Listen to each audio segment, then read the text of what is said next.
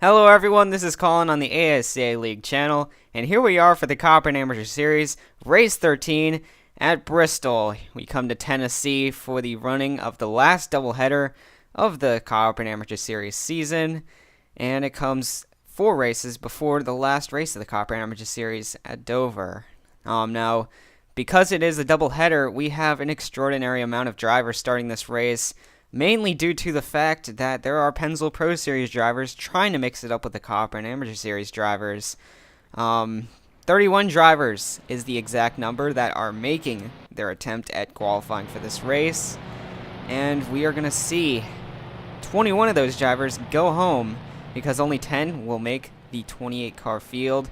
18 already confirmed, 10 more will be added. So as you see some drivers coming through pit road, these 2 drivers, Alan Holland and Ryan Kendall, they're coming from the back pit road, and because how this track is laid out, there are pit roads on both sides of the track, so that means cars have to go down one side and then go down the other when trying to get to their pit stalls. So as you see drivers leave the track, currently it looks like Julio Caesar and Kyle Collins have put up laps, as well as Jeremy Jones. So 31 drivers, that's a huge field, so that means a lot of drivers are going to be trying to attempt to qualify for this race, and a lot of drivers will be left out, including some drivers that have had pretty good success in qualifying in the past. We see Kyle Collins here in the 61 car. He's a doubleheader driver trying to make his last start. All the drivers that are Pennzoil Pro Series drivers this week, this is their last race in the Copperhead Amateur Series for the season. And last chance to make the field and get a successful run. Ooh, Jeremy Jones is in the wall hard. Oh, and Jones, he is a Pennzoil Pro Series driver. Almost cuts across the nose of Julio Caesar. That was almost bad. Oh, and Caesar has a blown motor. Oh, what happened? Was there contact? I don't think there was. And all of a sudden, the 44 car is going to go up in smoke. Caesar, a highly regarded driver in the garage, one of the best qualifiers in the field, and it's not going to start out well for him.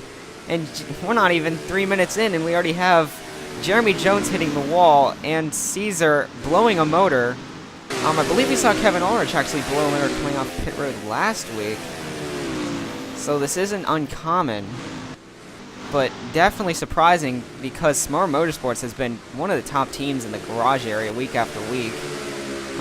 However, we're going to have to see. Maybe they can get the backup car out here in time, just like Kevin Ulrich was able to do. Chris Dodd, he's going to get in the wall as well.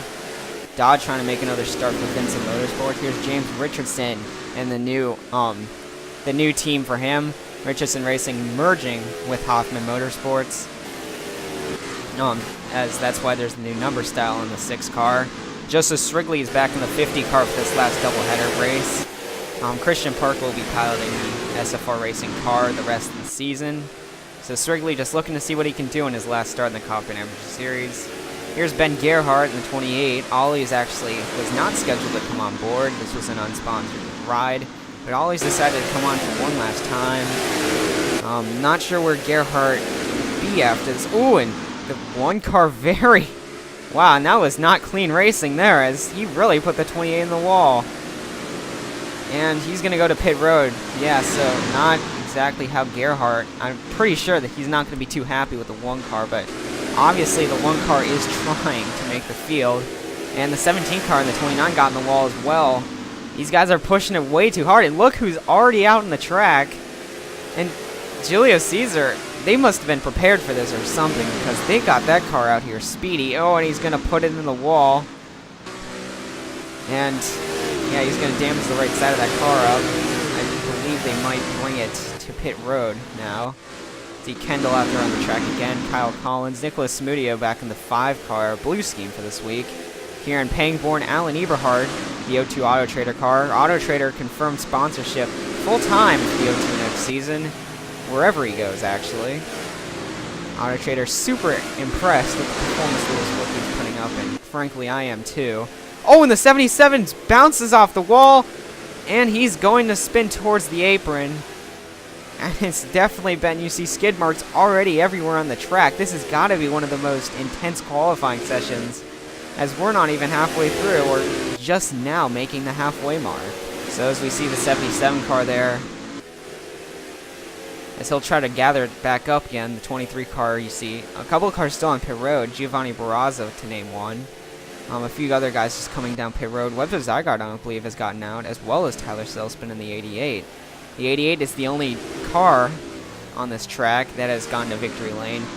Not with Tyler, though, with Cody Smart. So some of these other part-time drivers looking to at least get a win, so their efforts aren't in vain. Here's Alan Holland in the ProView Chevrolet. Whenever this car qualifies for a race, it's a good feeling because this car wasn't expected to make the entire season, but they've actually managed to get this car into a few races this season, and it's really helped as they've been able to keep this car in the going, and they plan on making the full season. So, not sure where Sharkbite will be going next season. However, they do have a pretty good relationship with Jones Motorsports. We're gonna have to see how that works out. You see, Zach Komaski, the ASCA officials have warned him just you know, to stay out of other people's business. This is only qualifying. However, his aggressive attitude has led him to a first-place spot on the qualifying chart. Komaski obviously a little angry, probably disappointed as well about not making. Oh, and he's gonna get taken out by the 6. Oh, and that is not good. And that will probably put him down in the pit road as I mean, I thought I saw him turn left a little bit too much on James Richardson, but that could have been a lot of give and take there. And that was pretty blatant, though. The 6 car really just drove into him there. Mackenzie Rustin, you see in the 29 cars trying to make it around. But yeah, that's incredible that the 1 car taken out a huge amount of damage so far this qualifying session. And I don't think we're done yet either. You see, there's the 6 car with a bent up nose just a little bit. Oh, and someone's spinning down to the inside. Oh, and we missed it. I believe that was Eric Monaco. If we can just get to him. Yeah, that was Monaco. It looks like he was able to keep it off the inside wall. I don't see extensive damage on that 17 car, but it sure looked like it. There might be a little bit of nose crumple there. Monaco, however, is not in the top 10, though, so this will probably end his streak. He was on a pretty good streak, and the 96 car is going to turn behind. Sebastian Torres trying to make a start for TX Motorsports, but Monaco had a really good streak going in this week. I believe it was 3 races in a row he had qualified for. Does not look like he'll continue today. We have some other cars here. The 44 car, he's not made his way into the top 10 yet. Obviously, pretty tough competition, but there's 1 car I want to point out. How about that 77, if we can find him here? That's Kieran Pangborn. Kieran has been known for super speedways in the past, but this 77 car hasn't qualified for many races. I'd put them on the chart as they have definitely improved as the season has progressed. They've gotten a lot of sponsorship from their efforts, and currently the 31W installation car is in the field. And I believe it will stay like that. So Kieran Pangborn, a really nice run out of him. You see Kyle Collins in 3rd. Ryan Kendall in 4th, Nicholas Samudio in 5th, so 4 out of the top 5 are actually Pennzoil Pro Series regulars. Carson Bowers is in 6th, Jose Vaquez, that's a very feel-good run for him, in 7th. He just wants to make a race. Kevin Ulrich in 8th. James Richardson is in 9th, despite turning the 1 car, so hopefully we don't see anything transfer over to the main race, as that could get a little heated. And Tyler Selspin in the Target Ford is in 10th. Just outside the cut line, Tanya Breyer, Aiden Thomas, Dylan Membrilla, Jeremy Jones, Callum Wood, Mackenzie Rustin, Samantha Jones, Julio Caesar, Alan Eberhard, and the 03 of Chase Marks. Ooh, and Kieran Pangborn gonna get hit right there.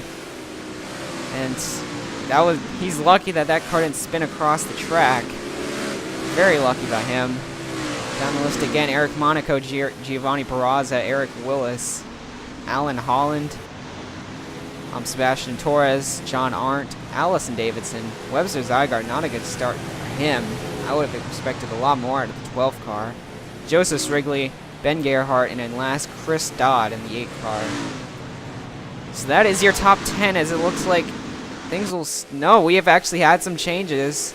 Let's look. Someone has come in. I'm just not seeing him at the moment. Oh, it was the 88. Oh, and someone's smoking. Alan Holland and Jose Viquez. And those two cars are heavily beaten up. I believe they'll be going to backups. Jose Viquez definitely will be going to a backup. Yeah, I don't think they're going to get that car out there again. And that's big enough damage that we're going to go back and see what happened. But as the field comes down for the last seconds tick down now. Oh, and wait, the O2 has made his way in as well. I just noticed that. So we have both Smart Motorsports cars getting in at the last second. Let's see your standings. Let's see the qualifying results. Drivers, and yes, how about that? The 90 car of Kevin Ulrich, a Hoffman Motorsports entry, as well as James Richardson, another Hoffman Motorsports entry, have been booted out by Alan Eberhard and Tyler Selspin.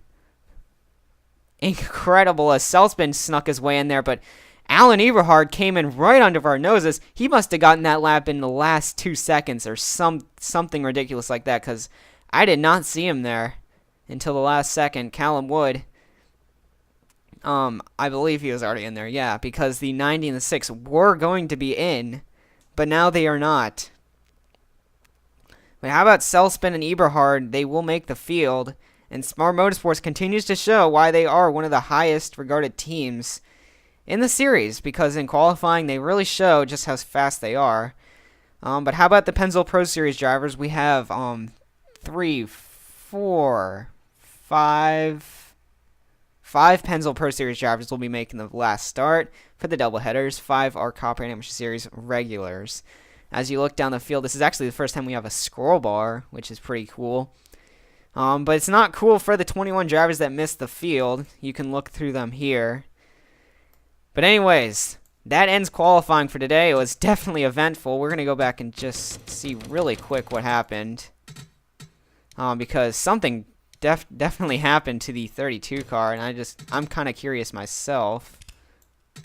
So the 32 car, and we're going to check it out. Hopefully we didn't go back too far. Yeah, right there. So it looks like yeah, it's a huge incident right here. Gonna involve Sebastian Torres, Tanya Breyer. So Torres is just gonna get in the wall. Breyer bounces off the inside wall, up inside in front of traffic. Nowhere for the 24 or the 32 to go. So the 32 will be going to a backup to make his start in the Copperhead Amateur Series. But anyways, for now, that's all the time we have for today. This is the Copperhead Amateur Series qualifying from Bristol. We'll be seeing you for the main event next time. Bye-bye.